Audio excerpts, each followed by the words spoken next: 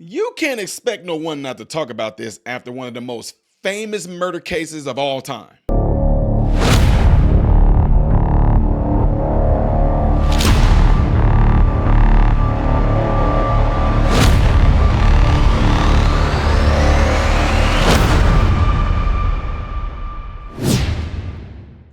What is going on, everybody? I'm Ty Smith, Modern Renaissance Man, and you're watching my channel, Modern Renaissance Man. Thank you guys for taking time out of your day to watch my content. Do me a favor and hit this button right here if you want my content to continuously be recommended to you, and this will help push this video and content like I put out there out in the YouTube algorithm. Also, products you see listed throughout this video are products that I use, from cameras, keyboard, mouse, to what I feed my dog. You guys ask, I post. So anyway, we got to talk about this, ladies and gentlemen. One of the most famous, or you can call it one of the most infamous cases to ever hit our time, was the case of O.J. Simpson. And some of the Gen Zers, y'all probably have no idea about this case, but this case was one that completely rocked this nation. The case of O.J. Simpson. And I'm not about to go through all the details. You got to go and look all that stuff up. But the whole point of me doing this video is to say that O.J. Simpson has passed away. And before I get my 2 cents on any more of this, here we have just learned that O.J. Simpson has died at the age of 76. His family putting out this statement just moments ago. On April 10th, our father, Orenthal James Simpson, succumbed to his battle with cancer. He was surrounded by his children and grandchildren. During this time of transition, his family asks that you please respect their wishes for privacy and grace. And that was from the Simpson family. Apparently was battling cancer, Sandra. And as I think you had said that you'd seen him recently, and he had looked fairly frail in the last few months. Yeah, prostate cancer that he was not able to overcome, obviously. And I believe it was a TMZ camera that stopped him and asked if he would enter hospice care, and to which he replied no. He's 76 years old. He began to look very frail during his cancer battle. Clearly, everything you just described about his later part of his life overshadowed his early football success. I mean, this was O.J. Simpson, Buffalo Bills, 11 seasons in the NFL, but all that professional success obviously overshadowed by his trial and controversial acquittal for the murders of his former wife, Nicole Brown, and her friend, Ron Goldman. I mean, we all have our memories going back to those days. I know you have yours. We can picture the white Bronco and the police chase. And wow, was that a time, 1995, Dana? Indeed. Yes, I was a waitress at the time when that jury decision came down. But also, I mean, to look back before all of that happened, you know, he had a pretty incredible football career. He won the Heisman Trophy in 1968. He was playing for the University of Southern California. He set numerous records there, as I'm sure the sports fans amongst us will be able to tell me. He was inducted in the Pro Football Hall of Fame in 1985. And then, you might not, I don't know if do you remember he was an actor? Yeah. Yes, and he was in, what was that movie? I wouldn't be able to tell you one that. Like Naked Gun. That's the one I'm remembering. But I know that was part of his very complicated career before all of this happened. Someone who knows a lot about that is Jim Gray, Dana. He is joining us now. Oh, great. Jim, I know you've gotten the news. O.J. Simpson dead at the age of 76 following his prostate cancer battle. Yeah, it's kind of difficult to process this because such an amazing football career. Broadcasting career, and then overshadowed by the conviction of civil charges on the killing of Ron Brown and Nicole Brown Simpson. I'm sorry, Ron Goldman. I knew O.J. quite well. When I worked at CBS, O.J. worked at NBC, and they would send me to his games, and he would end up giving me a ride home from the airport, ride to the game, spent several meals together. And I never saw a guy who enjoyed his public persona more than O.J. Simpson. He would show up at a place and everybody would light up. Then, of course, he was acquitted on those charges, but accused of murder. And I never spoke to him again after that time. Oh, is that right? Did see him at a fight one night. Yeah, did see him at a fight one night, but our paths did not cross. But a very disturbing, complicated life. Yeah.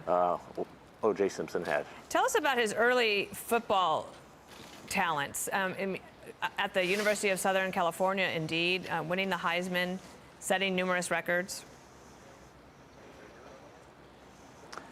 He was a great football player, great running back. He had the single-season rushing record for a long, long time in the National Football League that was broken by Eric Dickerson in 1984. Dickerson's record still stands to this day, 2105, but O.J. Was the first running back in the National Football League to eclipse 2,000 yards in a single season. Hasn't happened too much in the National Football League history, and he had that record. And he was a bigger-than-life figure. When he came to the University of Southern California, he kind of lit up. He kind of lit up the playing field, and he kind of took Hollywood by storm. He was one of those guys that had this magnetism that attracted everybody to him, and had a big smile, had a tremendous career in commercials with Hertz, amongst others, and running through airports. And he was an icon in football. And he went on to have a broadcasting career with ABC and NBC. Appeared regularly with Howard Cosell, and he was a fixture. He was a fixture and had a spotlight in America on television because of what he had done on the football field, and was also in some movies. Yeah, and a lot of Hertz commercials I kind of remember as well. Jim, do you sort of remember going back to that moment in time when you learned that he was accused of these heinous murders? I mean, this was somebody you knew on the football field. And as you just described, this big personality who would stop the room when he walked in it and light up the room. I mean, what do you remember going back to that moment in time when you learned he was accused of this? It was hard to believe because I had been in O.J.'s company hundreds of times, and I'd never seen him have a bad public moment. He had signed every autograph. He smiled for everybody. He shook every hand. He was available. He was accessible. He was seemingly very comfortable with his celebrity. I knew Nicole, had played softball in their 4th of July softball games, been over to his house on numerous occasions. Obviously had a double life. I did not know of any of the domestic abuse that had been going on. So I was shocked when I heard this about O.J. Simpson, and the more and more evidence that came out, it just became more and more shocking. Mm-hmm. I didn't know about any of the extracurricular activities that he might have had with any drug involvement or anything like that. So, you know, it was all a huge surprise, and you know, it was shocking and it was sad for those of us who did know him. To learn that this had gone on and the depth of it. So yeah, it was very, very hard to reconcile. And as the years have gone on, you know, it didn't make it any easier. How could a guy be like this that you thought you knew, yet like this that you didn't know? And so, like I said, a very strange, complicated, disturbing life. It's, you know, hate to see anybody die, particularly somebody who you know, you had known quite well, but I can hear Jim. I don't really have the words for that right here, because you know it's just, you know, you just how do you sum up someone's life like this? Yeah, we appreciate the raw emotion of it, and you, of course, we're going to be here to talk about the Masters and how exciting that is. And this news just breaking again: O.J. Simpson, born September 9th, 1947, has passed away from complications from cancer.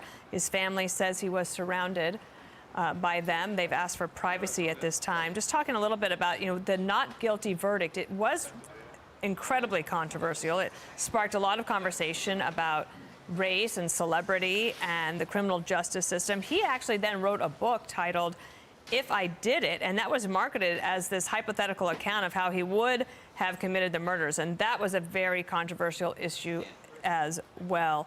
And then had gone on, you know, he had additional problems with the law, Sandra, in 2008, convicted of armed robbery and kidnapping, and yet he was still always out there, as Jim was just saying. When he knew him before all of that happened, that he really loved his public persona. He loved being out there. And I think that was even true even the last several years. We've seen that as well.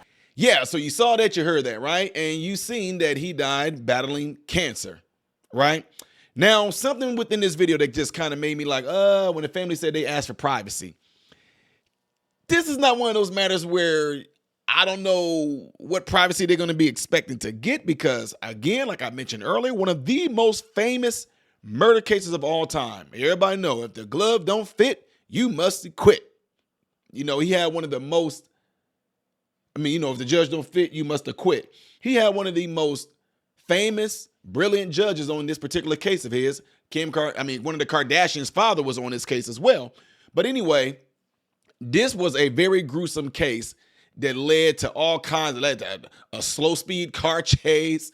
I mean, guys, this was brutal, completely brutal. But anyway, racial tensions at that time was so crazy and high that it was amazing to see and watch people celebrate a murderer not get convicted. Oh, come on. Y'all, O.J. Simpson killed that woman and that man. Y'all, come on now. You look, I'm not a detective or anything like that, but I have been fascinated with shows like Forensic Files, First 48, Dorm Death. So I've been fascinated with that type of stuff. That's actually was a line of work that I was going to go into before I got into medicine. There are times where you see things that happen within a crime that they say you can tell based off of the crime scene and what happened that this was a crime of passion. O.J. Simpson's wife was having an affair. O.J. Simpson deleted that dude, left her head hanging by a few muscles and fleshly skin. I know y'all don't want to talk about it because, Tari, come on, that's in the past. I'm just letting y'all know because I have some younger people that's watching this. They're like, I don't understand, who is he? He was a famous and he was an awesome football player. And he also was a little bit of comedic guy too. Yes, I liked him in Naked Gun. Never thought I would see this man being on trial for murder though. So anyway, after that, he just had a whole lot of troubles because everybody knew that he was guilty. So anywhere O.J. Simpson went, anything he tried to do, it was always met with troubles, whatever. So anyway, y'all, I would go so far to say that there are people out there that would say, make sure y'all pray for O.J. Simpson's family. And most of y'all probably like, for what? He in hell. I mean, look, y'all, I'm just saying, to be honest, if the man turned his life around and repented of his sin, and according to the Christians, you know what we believe? If God was just to believe, if God was just, and I'm not say wasn't it, God is just, according to that Bible, to forgive of all sin. If O.J. Simpson repented of what he did and turned his life around,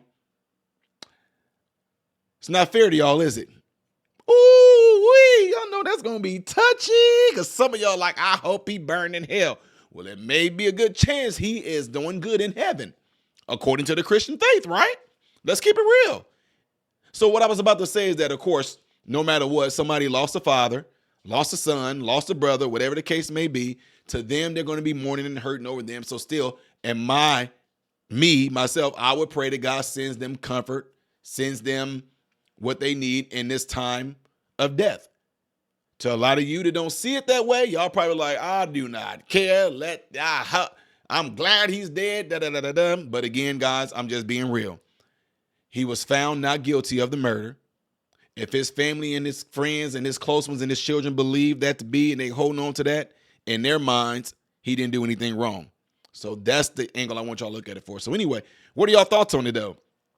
Are some of y'all like is very, very well deserved? Are some of y'all, let's just keep it real. Are some of y'all in the mind frame to where you're saying, I hope he suffered terribly? Or some of y'all like, that's karma, Ty. Do y'all think it's karma that O.J. Simpson got cancer and he died from it? Are some of y'all thinking like, I hope it was painful and I'm just being real? And are some of you guys more like, I don't even care. It's over. Let bygones be bygones. We don't care. It's old. Whatever the case may be, y'all let me know by leaving in the comment section. Some of y'all, based off what y'all about to leave, y'all about to tell me a little bit about y'allself.